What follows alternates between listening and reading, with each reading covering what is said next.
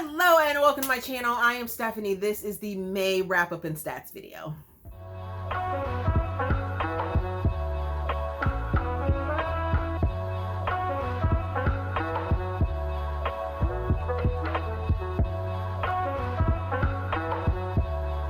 Okay, I was in a mass recording mood, so hey, if you saw this hair earlier this week or last week or what have you, that's why. Mass recording. So I'm not going to make this super long because at the end there will be a chronological order of the books that I read, broken down by weeks. So if you want to see the full thoughts, reviews, and all that jazz, you can go over to my Patreon for $8 per month and see the reviews there. So let's just make it simple, getting into the stats of the month of May. I read 24 books. In the month of May, 15 of them were audiobooks, 9 of them were ebooks, and 1 ARC was read in the month of May.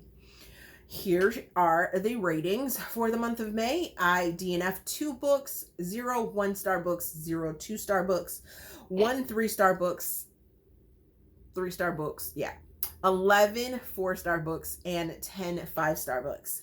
Here's my favorite section, which are the blackout section or black authors that I read for the month of May.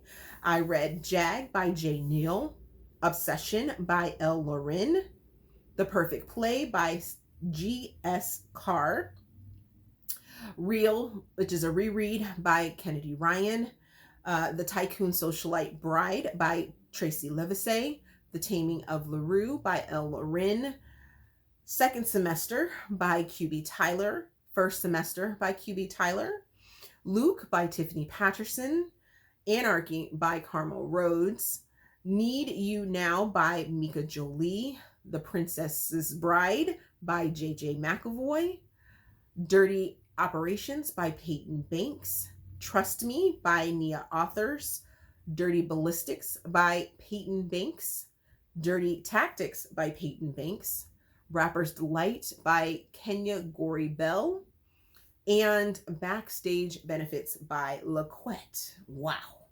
Woo! 18 of them bad boys. So some bookish news. I will be doing a 7-year booktube anniversary celebration on July the 7th. The time is still up for negotiation. I am thinking about inviting some booktube friends. So booktube friends, if you're watching this, know that I'll be reaching out to you to see if you can join me. We're going to do some fun stuff, and the 7-year celebration form will be down in the description box, so you can participate in that. Author suggestions or author interview suggestions, there's a form for that down in the description box. And there's going to be the link for the Let Me Introduce You author series form for authors will be down there as well. ApollyCon is coming up at the end of July, so there is that. Yay! Can't wait. Finding out there's quite a few people that are going to be coming in and joining the fun of ApollyCon. Can't wait to see you guys. And that's it. So my top 5 reads it's actually more than 5, by the way, because it's mine. This is mine. So I can do what I want. But top 5 reads, starting off, we're going to kick it off with The Princess's Bride by J.J. McAvoy. I had been putting this off. I don't know why I was, so much. But when I started doing my Kindle clear out of the books that I had taken out from Kindle or Kindle Unlimited, this is one of the books that I had, and why did I wait so long? I don't know why I waited so long. So we have a American kind of socialite person, female, that her father dies. It's kind of like a Cinderella feeling, but we have 2 mothers. The mother is actually alive and the father's the one that's dead. But in order for one of the daughters to receive her inheritance, she has to get married in order to gain the inheritance. And her stepmother is kind of a bitch. She's a bitch.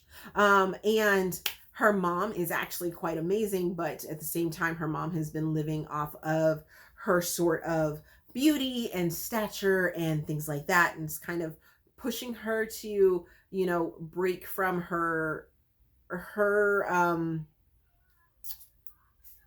feelings, her beliefs. There we go. Her beliefs of not needing a man and doesn't want to get married and things like that, kind of are pushing her on that way. And then we have a prince who has a he's the leftover prince and doesn't really have a role in anything because his brother is the heir apparent, and his father and his grandfather, well, actually I think it's his father that has some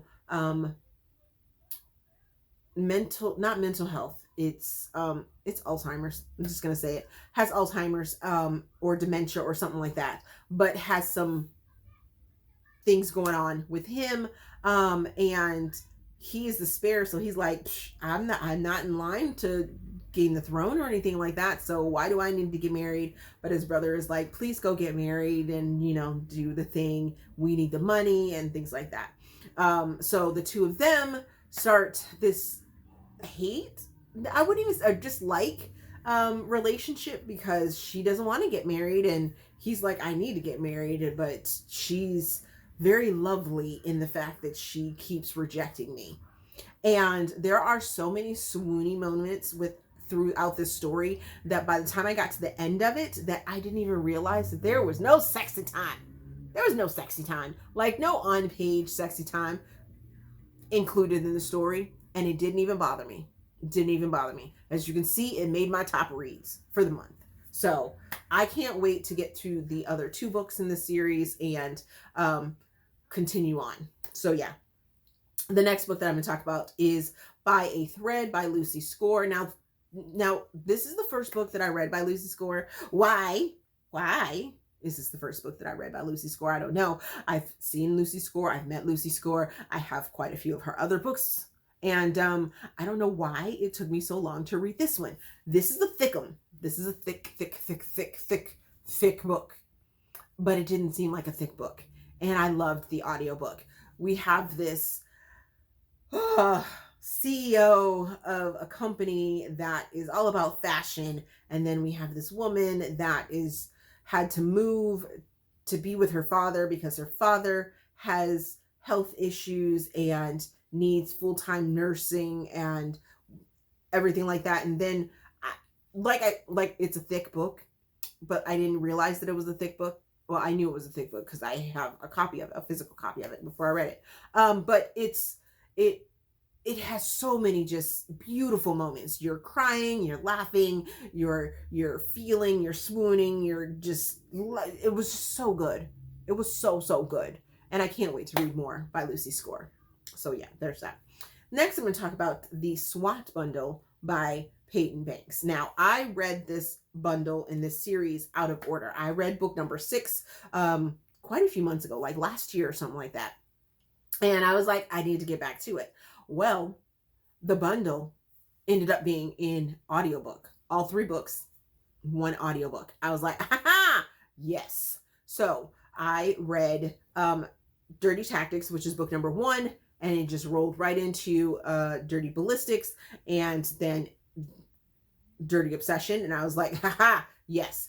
Peyton does an amazing job, because you guys know how picky I am when it comes to law enforcement or military. And she does an amazing job at balancing that law enforcement feel with the military side and the story. And whew, I just really enjoyed the series. I enjoyed this whole series, and I can't wait to read books 4 and 5, because I already read book number 6 and book number 7 just released. So I can't wait. I can't wait. It's so good. Mwah, so good. These characters are absolutely amazing. Most of the men are special forces of some sort in some branch that are now all part of the SWAT team. So, yes, so good. So good. Yes. Then I read the last 2 books in Natasha Matson's This Is series, which is Love. This is Love and This Is Forever. And now, these two books do deal with some very, very heavy topics. There are content warnings for them. I'm pretty sure I put them in my reviews for when I read them. But overall, I am so just happy that I finally took the dive into the series, because now I'm going back to read the first part of the series, the first like 6 books in the series that this series was spun off of, and then I can't wait to read the books that come after this that spin off of this series. And just this whole world, this whole hockey world was just like yeah, yes, so good, so very good. Loved him. Love him.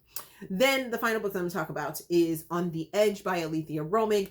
I kind of want to listen to the audiobook, because talk about whiplash, you guys. This is Alethea in her thriller psychological realm, and she just